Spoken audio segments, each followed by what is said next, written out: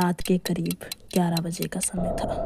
दूसरों की नज़रों में ये बस गांव का एक कच्चा रास्ता था, लेकिन गांव वालों को पता था। वो इसे भूतिया रास्ता कहते थे।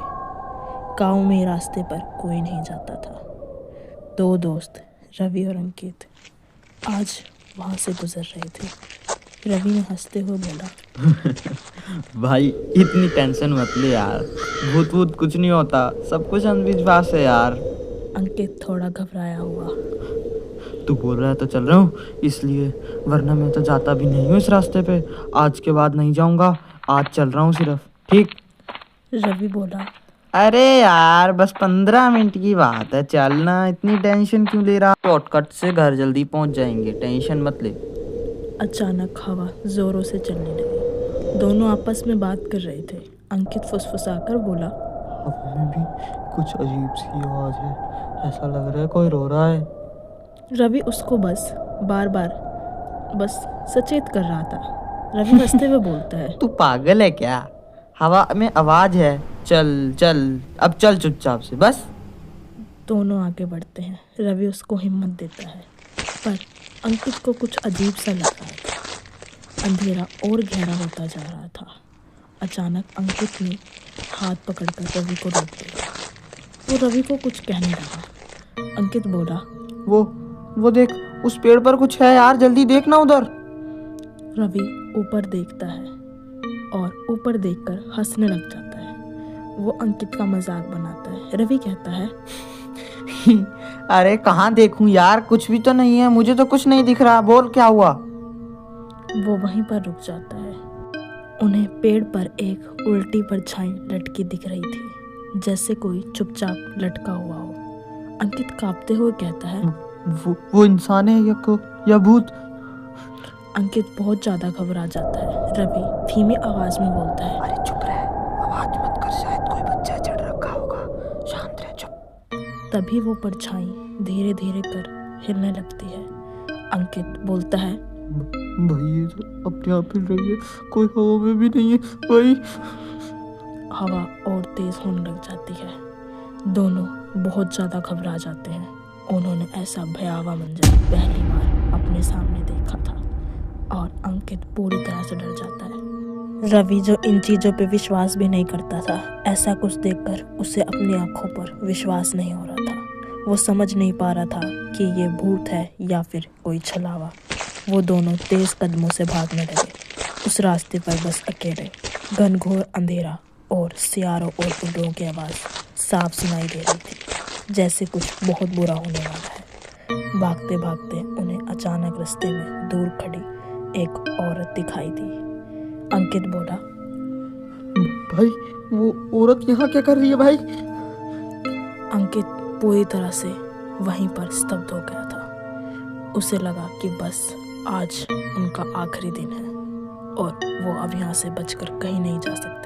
रवि बोला, इस वक्त यार वो भी अकेली, अजीब बात है यार, चल देखना पड़ेगा यार, कुछ ना कुछ तो बात है ऐसी। औरत उनके ओर मुड़कर देखने लगती है। चेहरा धुंधला, धुंध में छिपा हुआ था, कुछ साफ दिखाई नहीं दे रहा था। अंकित बुरी तरह से डरा हुआ था। अंकित ने डरते हुए कहा, भाई मैंने तेरे को यार पहले ही बोला था, इस रास्ते पे चलकर कोई फायदा नहीं है, अब मुझे अच्छा नहीं लग रहा है यार, चल वापस चलते हैं भाई।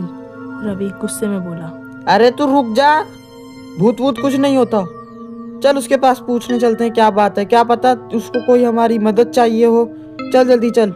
रवि आगे बढ़ता है। अंकित ने उसका हाथ पकड़ लिया। अंकित बोला, अबे भाई पागल है क्या, क्यों इतनी बड़ी गलती कर रहा है भाई, मेरे को तो डर लग रहा है, मेरे हिसाब से हमें चलना चाहिए वापसी। रवि धीमे स्वर में बोलता है, सुन, वो हिली क्यों नहीं, उसे हमारी आवाज तो आई होगी ना, इतना मत डर, चल देखना पड़ेगा क्या बात है। वो औरत अचानक गायब हो जाती है। दोनों हक्के बक्के रह जाते हैं। सिर्फ हवा का एक झोंका उन्हें वहां महसूस होता है। दोनों वापस मुड़ते हैं। पेड़ों के बीच फुसफुसाहट साफ सुनाई दे रही थी, यहाँ मत जाओ, वापिस आओ। दूर कहीं अजीब जानवरों की आवाज साफ सुनाई दे रही थी। रवि ने गुस्से में चिल्लाकर कहा, कौन है? अगर इतना ही दम है तो सामने आके बोले ना, ऐसे क्यों डरा रहा है पीछे से, जल्दी आओ सामने अगर किसी में दम है तो। फुसफुसाहट और तेज हो गई, तुम्हें यहाँ नहीं आना चाहिए था, मुड़ जाओ वापस, अंकित चिल्लाया। ये आवाज कहाँ से आ रही है? कोई तो दिखता क्यों नहीं है? अगर किसी की आवाज, जल्दी सामने आओ। रवि का चेहरा पीला पड़ गया था। रवि बोला, भाई चल भाई, भागते हैं, चल जल्दी चल। दोनों दौड़ने लगते हैं। अब रवि को भी लगने लगा था कि इस रास्ते पर कुछ तो अजीब है। दोनों पूरी ताकत के साथ दौड़ रहे होते हैं। उन्हें पहली बार अपनी जिंदगी में किसी ऐसा चीज का सामना किया था। अब रवि को भी लगने लगा था कि ये रास्ता सच में भूतिया है। अचानक वही साड़ी वाली औरत उनके सामने आ जाती है। चेहरा इस बार साफ दिख रहा था, लेकिन चेहरा था ही नहीं, काले गड्ढे।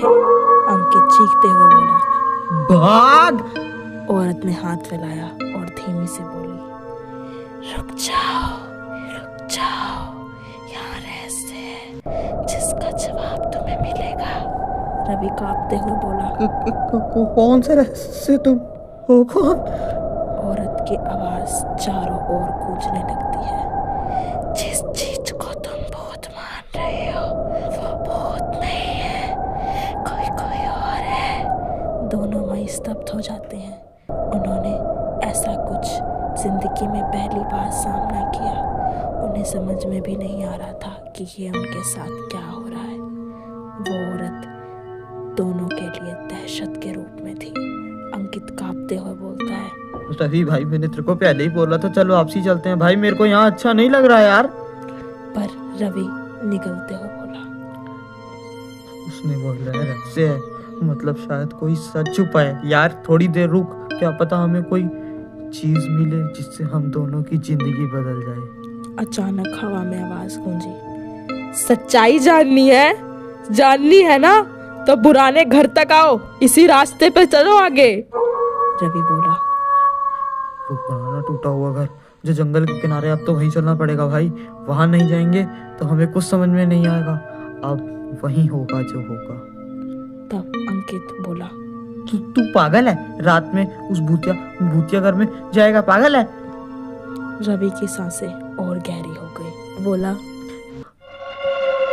अब इतनी ही दूर आए हैं, वापस जाना बेकार है मेरे भाई। देखते हैं सच क्या है, चल। दोनों उस पुराने घर की तरफ आगे बढ़ने की सोचते हैं। वो उस रास्ते पर चलते हैं। जब रास्ता खत्म होता है, उन्हें दूर वही पुराना घर मिलता है, आधा टूटा फूटा। उसके आसपास जो पेड़ थे पूरी तरह सूख चुके थे और अजीब जानवरों की आवाज़ दूर से सुनाई दे रही थी। उन्हें अंदर घुसते ही लालटेन दिखाई देता है जो अपने आप चल उठता है, जैसे वो घर उन दोनों के आने का ही इंतजार कर रहा था।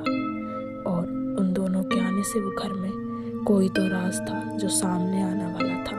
अंकित डरे स्वर में बोलता है, ये अपने आप कैसे जल उठा भाई? किसी ने चालू किया होगा यार, शायद औरत ने कर दिया होगा। अचानक दीवार पर कुछ लिखा था, हर रात यहाँ कोई मदद मांगता है। एक टूटा हुआ फोटो फ्रेम भी लगा था जिसमें एक लड़के की तस्वीर थी, चेहरा वही जो उन्हें रास्ते पर दिखाई दी। रवि फोटो पकड़ते हुए बोलता है, ये तो वही है, लेकिन इसका चेहरा फोटो में है, बाहर क्यों नहीं था? अंकित घबराकर बोलता है, मतलब वो तो भूत है। चल चलते हैं यार, चल चलते हैं भाई प्लीज। एक आवाज आती है, मैं भूत नहीं हूँ मैं भूत। दोनों सख्त दहशत में वहीं पर जम जाते हैं। वो औरत अब उनके सामने आ खड़ी होती है। इस बार उसका चेहरा साफ दिखाई दे रहा होता है। औरत धीमी आवाज में बोलती है, मैं रीना हूँ, मैं इस रास्ते पर मरी नहीं, मुझे मारा गया था। रवि उससे बोलता है, किसने मारा है तुम्हें? क्या हुआ था तुम्हारे साथ? मुझे बताओ, वरना मैं ऐसे कैसे पता कर सकता हूँ तुम्हारे साथ क्या हुआ है। बताओ मुझे क्या हुआ था तुम्हारे साथ। रीना ने कांपते आवाज में रवि को बताया, 5 साल पहले 2 चोर मुझे इस रास्ते से बड़ी रकम ले जाते देख रहे थे। उन्होंने मुझे रोककर मेरी हत्या कर दी और लाश यही पेड़ पर उल्टी लटका दी ताकि कोई पहचान ना सके। सबको लगे कि ये किसी भूत का काम है और मेरे साथ बहुत बुरा हुआ। अंकित की आंखों में डर और दुख दोनों थे। रीना उनसे बोली, मैं भूत नहीं, फंसी हुई आत्मा हूँ। जब तक सच सामने नहीं आता मेरी मुक्ति नहीं हो सकती। रवि बोला। हम आपकी मदद करेंगे, जो अपराधी है उसको सजा दिलवाएंगे। रीना हल्की मुस्कान के साथ बोलती है, धन्यवाद। पर तभी दरवाजा झटके से बंद हो जाता है। पीछे से कदमों की आवाज साफ सुनाई दे रही होती है, जैसे कोई उन्हें सुन रहा हो। उन्हें एक भारी आवाज सुनाई देती है, तुम दोनों यहाँ क्या कर रहे हो? तभी वो दोनों पीछे पलटते हैं। वहाँ वही चोर खड़े होते हैं। उनमें से एक चोर चिल्लाते हुए बोलता है, हमने सबको डराकर इस रास्ते को भूतिया बनाया था ताकि कोई इधर ना आए। तभी रवि गुस्से में उन्हें बोलता है, तुम दोनों हथियारे हो। वो चोर हंसते हुए कहता है, अब तुम भी यहीं दफनाए जाओगे। अंकित धीरे आवाज में बोला। रवि अब क्या करेंगे यार? उसी समय अचानक बिजली चमकती है। रीना की आत्मा उनके सामने प्रकट होती है। तुमने मेरी जान ली ना, अब मैं तुम्हारी किस्मत तय करूंगी। रीना की आत्मा बहुत गुस्से में होती है। चोर कांपने लगते हैं। पहले तो वो चोर बहुत गुस्सा होता है, पर रीना क्रोध में उसे हवा में ऊपर उठा लेती है। वो चोर अपनी दया मांगने लगता है। वो भीख मांगता है, बचाओ बचाओ यार, कोई बचाओ, नहीं तो ये चुड़ैल मुझे मार डालेगी, कोई बचाओ। रीना उस चोर को बहुत कसकर अपने हाथों में दबाने लगती है। तभी रवि चिल्लाकर बोलता है, रीना उन्हें पुलिस को दे दो, बदला लेने से तुम्हें शांति नहीं मिलेगी। रीना रुक जाती है और उसकी आंखों में आंसू होते हैं। वो गायब हो जाती है। सिर्फ वहाँ लिखा था, धन्यवाद, तुम दोनों ने मुझे मुक्त कर दिया। दोनों दोस्त खामोश हो जाते हैं और राहत के साथ